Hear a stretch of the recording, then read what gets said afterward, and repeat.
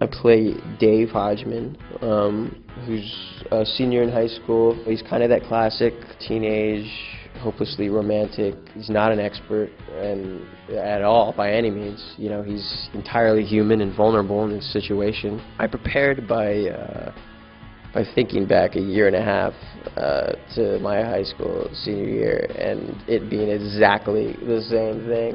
It was always like a very messy, very uncomfortable kind of like, you know, no confidence whatsoever experience. Very much so like Dave in the sense that I'm super shy with girls, but always thinking about girls and always, you know, wanting to do well with them, but like, you know, not necessarily always, you know, having like a game plan or anything, or knowing what to do or how to woo them. It's a shame that it takes kids like a long time to grow up and realize kind of the peer pressure to like, you know, to like, oh, you have to have sex, you gotta be cool, and like, I'm gonna be cool and have sex. You can have very fulfilling experiences in high school and learn from them and mature just fine, you know, without losing your virginity.